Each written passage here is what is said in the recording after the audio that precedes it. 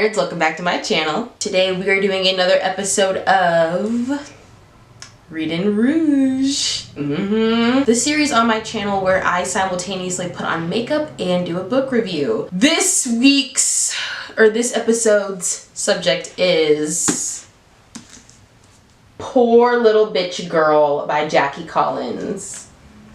Okay, you see her. Now this may look familiar to you guys because this was in my book rec video. If you haven't seen that, go look at it. This one right here. Please. But before we get into that, please leave a like. It really helps me and I appreciate it. Thank you. Let's get into this. Okay, so I looked back on my previous Rouge that I did on 359, and that concealer, or what was it, color corrector situation was a nightmare. I think I put too much on the bottom. I look like I just made out with the orange doodle bop. But I have since learned that less is more. And then I also learned that I really don't need the color corrector because it just looks different on camera. And it looks stunning, great, even in person, but not the same on camera. I have to learn how the eye, works. So we're gonna be talking about Poor Little Bitch Girl. Should I read the book jacket to you guys? This book jacket is long. How about this? Okay. 3 20-something women and 1 hot rich guy, 2 mega movie stars, and a devastating murder. Poor little bitch girl has it all. That's all I'm gonna read. So usually I'll talk about the plot in these videos, but this plot is... Ooh, Jesus. I almost dropped this everywhere. That would have been a mess. This plot is too detailed and it jumps from place to place. And we're gonna be here all night if I, go through the entire plot. So I'm just gonna focus on the characters. Spoiler alert, I'm letting y'all know right now, I'm about to spoil the book a little bit. So if you don't want that, click off the video. So that little tagline that I read from the book, like I said, there's 3 20-something women and 1 rich hot guy. Those are the main characters of our story. I'm gonna go one by one, talk about, the character themselves and how I feel about them. So our first character is Annabelle. She's the first one that we're introduced to in this book. And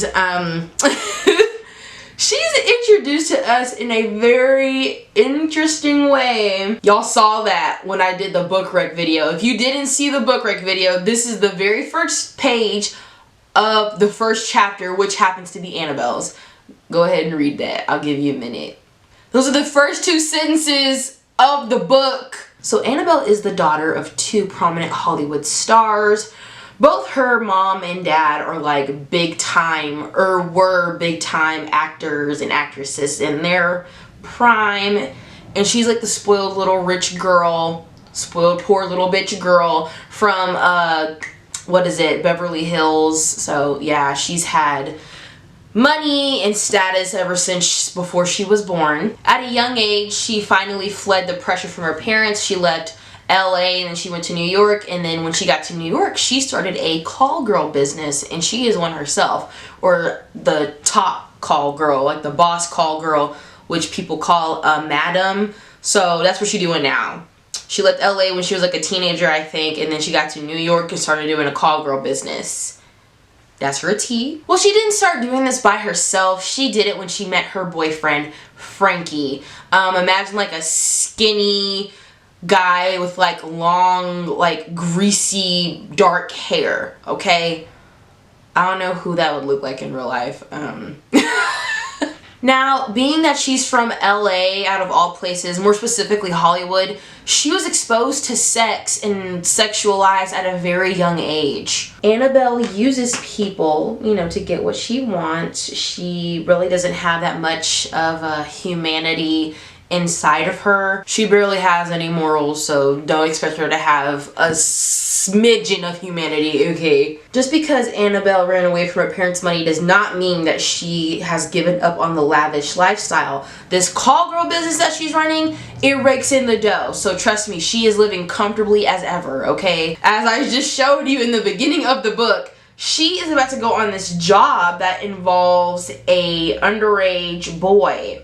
Apparently he's the son of a oil tycoon, and he's never, like, you know, done the do before. So the tycoon was like, hey, you would be the perfect first time for my underage son. What do you say? I'll pay you like how much? $30,000 to sleep with my underage son for his first time. She went, okay. Now, honey, I don't care. Listen, that is just wrong. You could not, there is no amount of money that you could give to me, offer to me to sleep with an underage person. I'm just not gonna do it. I don't want to go to jail. I have morals, I have rules, and those include not sleeping with underage people. Like, what the But Annabelle doesn't care about all that. She's just seeing dollar signs, so she's like, okay, sure. And I think this, like, I don't care attitude about the whole age situation is coming from, like, her upbringing, because like I said, she was exposed to sex and sexuality at a very young age. Somewhere along in the book, she told us, the readers, that she lost her virginity at 15 to a very, like, old man, like, well into his 50s. And that's sad. That is very sad. That's cruel. But I think that she's been hardened because of that. You know, she doesn't see that it's a big deal because, you know, people her age, especially where she's from, like, that was like the norm. So she's thinking this is normal. Honey, it ain't. Annabelle, we so sorry. So you remember how I brought up the murder, like, in the little tagline that I read? Turns out that murder, it was her mom. Annabelle's mom has been murdered, and it's like this big thing because, you know, like I said, she was like the most famous star in Hollywood, so that's all over the news. Annabelle was like one of the last people to find out about it as well. On top of that, her father is suspect number 1, okay? That's never good. And, you know, usually, I don't know if y'all watch crime shows. I do not. I only watch it with my sister when I'm in her room. Hey, Shay. Usually when, you know, half of a married couple dies, it's usually the husband or the wife that did it, and they're looking at Annabelle's dad because he's been acting suspicious. So when she does find out that her mom has passed, this brings her back to LA with all of her childhood memories and just memories in general, and having to deal with her stone cold father, who she absolutely despises. Poor little bitch girl. Moving on to the next character, her name is Denver. Denver is 25 years old. She's this hotshot lawyer in LA, just killing the game, okay? She's actually working on the murder case involving Annabelle's mom. The mother was shot in the face, and they're thinking that the dad did it, and she's like number 1, what is it, prosecutor? I don't know the terms. She's number 1 lawyer on the case, okay? And it is revealed through Denver's point of view of this story that she actually knows Annabelle from Once Upon a Time. They went to the same school as children, and she can remember Annabelle as being mean to her all the time, not being very warm and compassionate, being very flashy with her lifestyle and her house and her clothes and all that stuff. You know how rich little girls do. Denver also recently has broken up with her boyfriend of 3 years because he claims that she loves her job more than him. Now, when I was reading her introductory chapter and she said this, it was giving Miranda Hobbs from Sex and the City. My older cats. Y'all know what that show is? Shout out to y'all. Shout out to my mom too for putting me on that show. Love you, Mom. Side note, I did not start watching Sex and the City until like 2021. I just saw my mom watching it all the time as a kid.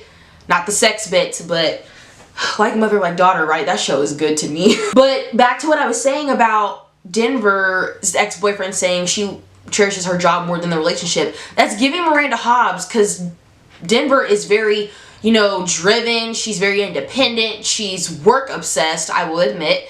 And her boyfriend was like, you know, you love your job more than you love me. And she was like, so she just, okay, like I got stuff to do, is that all? Very Miranda Hobbs. Very Miranda Hobbs, I would say. So she finally gets a chance to talk to Annabelle's father. What is his name? I forgot. Ralph. Her dad's name is Ralph, okay? So she finally gets a chance to talk to Ralph, and he's like, you know what? I need you to go get my daughter from New York. She needs to be here for her mother's funeral, and I need to talk to her. We need to like clear up some things. Denver's pissed. She's like, I'm not your assistant. I'm not like your personal go-getter. This is not my job. And then so Denver's boss is like, just go get the girl. Like, just do it. Like, he's one of Hollywood's biggest stars. Like, don't, you know, deny him. The power of money and fame just overdoes, you know, Denver's wishes. Like, it just completely strikes that out. So now she's on the way to New York to go get Annabelle, who she's not really excited to see because how she treated her in their childhood. So she's just annoyed at this point. Side note, she is f***ing not one, but 2 sexy men. She got one in LA that she met, and then when she goes to New York to get Annabelle, she meets another fine man. It's like, you are having sex with fine men, and you're finding them in abundance. Girl, like, how lucky are you? One is named Mario. He's like this spicy Latin lover. Why do they always market the Latinos and Hispanics as spicy?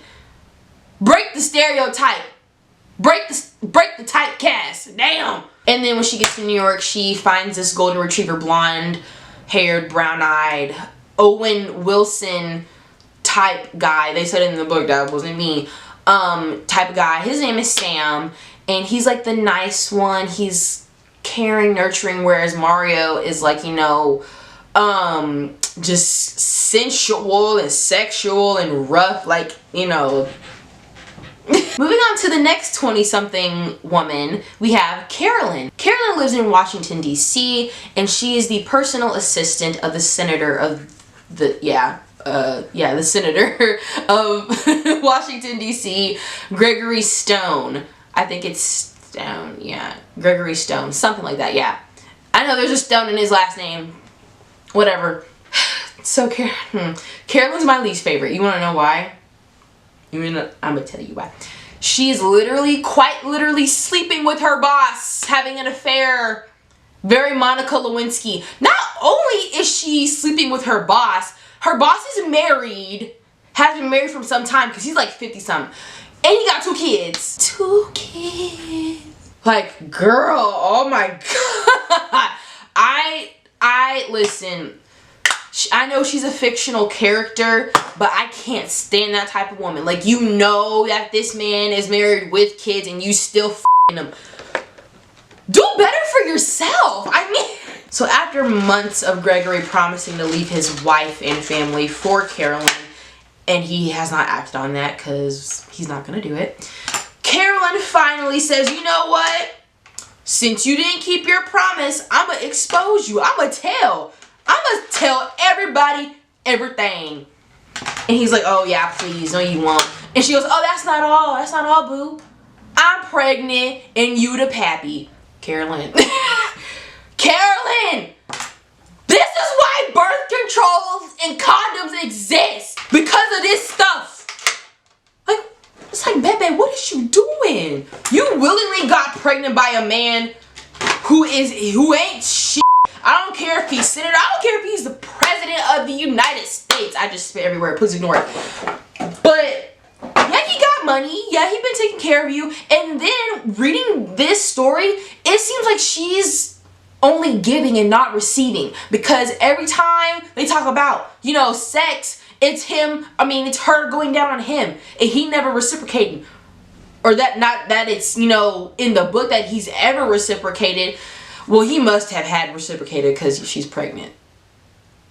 I just answered my own question. So now he's scared. He think that she really about to expose him, which she was finna, okay? And he's like, you know what, fine. Give me a week. Give me some time. I'll tell my wife and then I'm all yours. And she's like, really? And he's like, yeah. And he's lying through his teeth. He ain't leaving his wife. He's not going to, okay? Carolyn is the most delusional woman I have ever have read about, but because she is literally in a fantasy world, y'all. She really thinks that this man is going to leave his wife of like 3 decades and his 2 kids whom he is taking care of for her and his big-headed baby. Baby, no. And like, she can't read the room. She doesn't know how to take a hint, and she's just dumb. She's just dumb.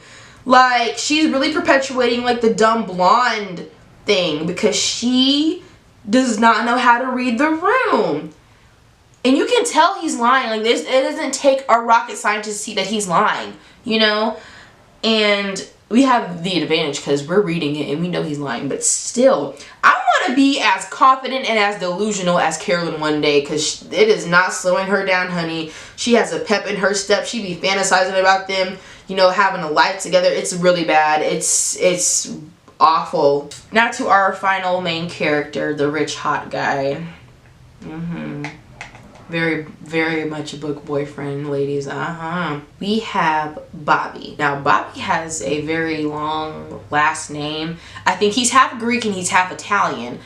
I'm gonna try and say this. All my Italian/Greek subscribers, if I got them, don't come for my neck. Bobby Santangelo Stanislopoulos. I butchered that so bad, but I'm gonna just put it on the screen that Bobby Santangelo yeah. I'm probably like overthinking it, but I can't pronounce his his last name. I can't. I'm sorry. Anyway, back to Bobby. He is the son of a self-made billionaire that made his living with shipping and shipping and commerce. His mother is a hotel tycoon. And pretty soon he's going to be inheriting his late father's fortune. And he's in a bind mentally. He's trying to figure out who he wants to be as a man, you know, going forward from this. Because all he wants to do is make his mom proud and his father proud. May he rest in ever-loving peace. Bobby also owns a nightclub called Mood with his best friend, MJ. MJ is a black man. They finally got a black man in the book. He may be a side character, but hey, he in there. So both him and MJ run a nightclub called Mood together. And also Annabelle's boyfriend, Frankie, he DJs at the club. So they all, you know, they all friends. They've known each other for a long time. They just, you know, mixing, mingling, doing business together, what have you. Bobby is 26 and he's in that place where he doesn't know if he's ready to settle down with just one woman or if he still wants to party like it's 1999. He's also very career focused, so he uses that as an excuse to not be in a committed relationship, a monogamous committed relationship. So here's Bobby's one flaw, because that man, if he existed in her, I wouldn't say he doesn't have a backbone. He don't know when to say no. He does not know when to say no. He don't know when to put his foot down, which is ironic because he is like this tough shark of a businessman. He don't play no shit, right? When it comes to like his money, don't play with his bag. You know, he don't like that. But when it comes to women, he get a little weak in the knees. That's where he need to be standing up. He don't be doing that all the time. So he has a history of letting women, specifically older famous women, dog him out, right? So in the past it was just like this supermodel or something, or this singer, and she ain't in the picture no more. But now there's this new older woman coming along. Her name is Xena. She's like, what is she? She's described as exotic. I don't remember her nationality or her ethnicity or her race. I don't know. Mama's brown, okay? She's exotic, as they paint, you know how books do. So Xena is his new kryptonite, honey. She don't even give him the time of day. She be just treating this man like garbage. But it is turning him on because he is sexually attracted to this woman and he can't have her, and she is thriving off of that. And then she's also like an egomaniac. So the fact that she knows that Bobby wants her and she not giving it to him, she's like, you know, getting off on that essentially. That is the best that I have ever. They never match. They never match. They probably will never match. I just want to have it match one time and have it be fine. And it's like every time he tries to command respect with her, he just falls to his knees because he be thinking with his and not his brain. Honey, And this is where, you know, because it happened more than once in the book. So I'm like, does this man have like a degradation kink? You know, you know what I'm talking about? Like, maybe he likes that, you know, she's treating him like shit. Cause he keep coming back. He still has, like, you know, sexual feelings towards her. You know what I'm saying? I'm like, Bobby may have a degradation kink. Because this woman does nothing but emasculate him and make him feel less than. Which I know no man enjoys because y'all got some egos on y'all. But it turns him on. For some reason, he can't shake the fact that, yes, she treats me like dirt, but that's sexy. Bobby don't know what he doing. Like, bruh, she's clearly playing with you and messing with your head. Yeah, but that's all on the main characters as far as, like, describing them goes. I want to get into some parts of the book that, like, you know, I could not get over, or that was, like, really, really interesting to me. The whole book was interesting. Like, I couldn't put it down. I finished it in 4 days. It's like 470 pages or something. I finished it in 4 days. The whole book was interesting, but there was some stuff that stood out to me. So first off, Annabelle has an obsession with Bobby. Remember Annabelle from the beginning of the video, the spoiled little rich girl whose mama died? Yeah. So she isn't obsessed, but she wants some of that Bobby cake, okay? You know how I said they were all friends? Bobby, MJ, and Annabelle went to high school together. And then on prom night, back in the day, Annabelle, Bobby, and MJ had a menage a trois. They had a 1, 2, 3 Peter, Paul, and Mary. And so ever since then, she's always had like a little something for him. And I did not mention this in the beginning, and I probably should have because it's like very important to the storyline and the characters. Frankie, Annabelle's boyfriend. Frankie is he's addicted to booger sugar. He on that shit. So obviously Annabelle, like, she tolerates it, but it's not like, you know, her favorite thing in the world, which, come on, it's booger sugar. And so recently she's kind of getting sick of Frankie's, you know, shit. And so when she finds out that her mother has passed, she looks for, you know, comfort in Bobby, because he's very comforting. He's like that type of friend that, you know, whatever you need, just give him a call and he will be there. And so she's using that characteristic of him, like, she's using it against him to, like, get closer to him in a sense, because she is looking to leave Frankie because she wants to be with Bobby. And Bobby does not reciprocate those feelings because he looks at Annabelle as, like, you know, a chum, like an old pal. And he has no idea that Annabelle wants to, like, get with him, essentially. Because you know how men are oblivious to everything. Bobby is oblivious to that. Also, what's pulling Annabelle away from Frankie to Bobby is Bobby's rich. Frankie ain't. Bobby is fine as hell. Frankie's okay. She wants some of that Bobby cake. Another thing that I want to point out is that this book is way too comfortable with the underage stuff. Like, for example, like I already brought it up, you know, the first 2 sentences of the book, and then Annabelle talking about her upbringing, her childhood.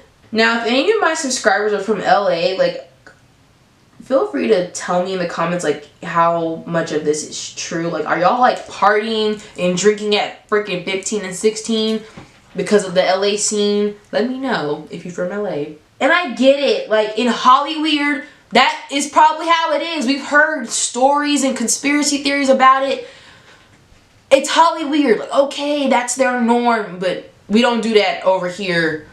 Okay, and I did cringe when that stuff would come up. I'm like, okay, like, can we not do that right now? Also, going back to Denver, I was clapping her up this entire time because I was impressed. It's like, how are you handling a top profile murder case that is being televised and reported on 24/7, and you're fucking 2 fine-ass men at the same time? You got one on a leash in LA, and you got one on a leash in, New York. Okay, that's fine. Oh, speaking of Denver, this is not funny, but the way the book handled it, it kind of made me giggle a little bit. Okay. Okay. So there's a part in the book, right, where Denver and Mario are, you know, doing it. And so during like their little session, there's a knock on the door. So Mario, butt ass naked, he goes up to answer the door. He come back like nothing happened, like everything's fine. Denver's like, who's at the door? He goes, oh, nobody. So he goes back to doing his thing. You know, he's slurp slurp 3000. And she's reveling in it, she's feeling it, and then she's like, you know, there's like a nibbling on her ear.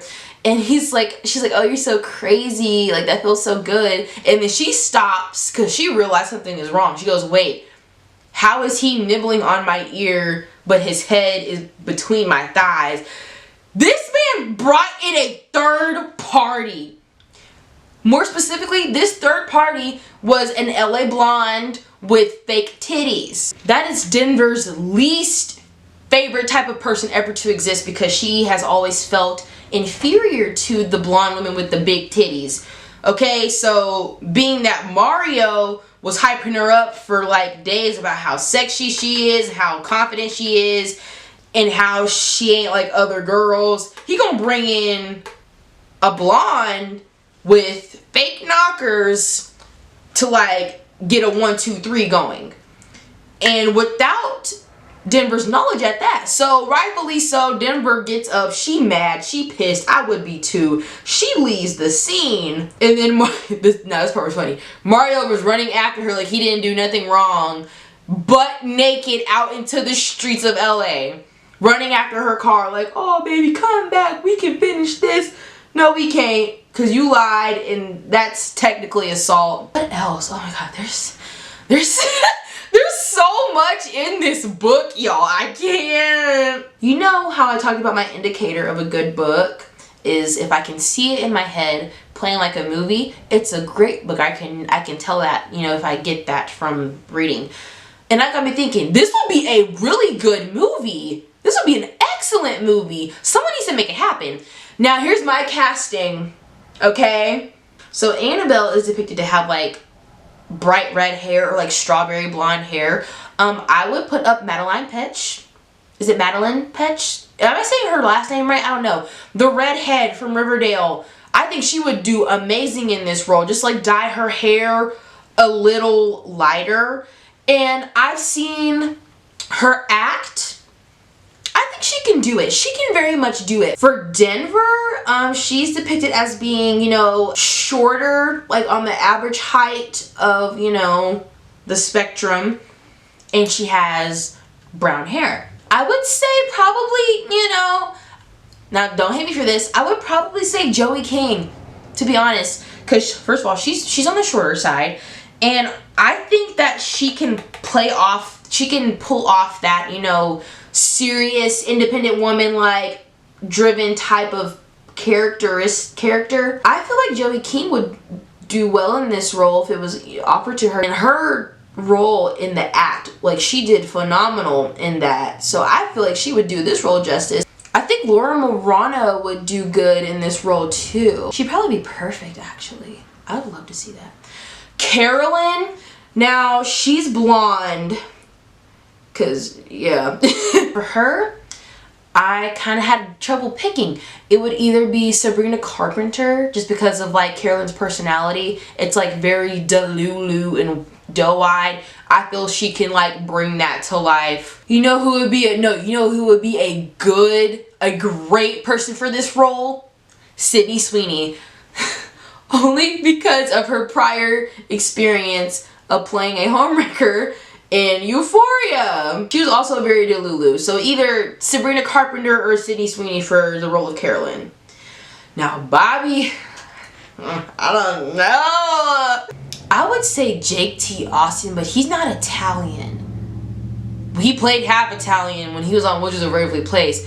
But, oh my god. I would say the guy that played Massimo in 365, but I feel like he's a little too old.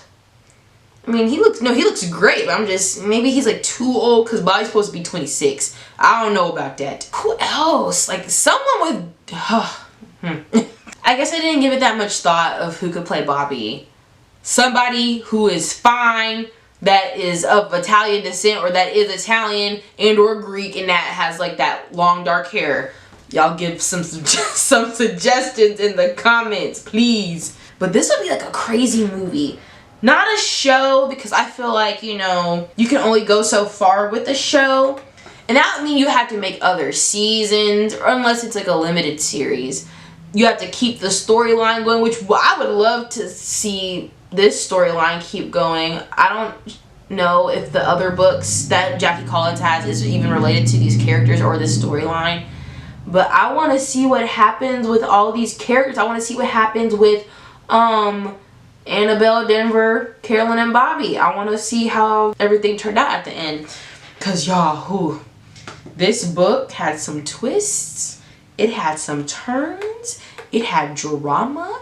It literally had everything you could think of. The book was so good. I'm probably going to pick it up again soon just to relive it all. It was so good. It's kind of like Sex in the City meets, I don't know. I don't know. What would this, those of you who have watched Sex in the City, what would this be a combination of? Like, it's Sex in the City meets what?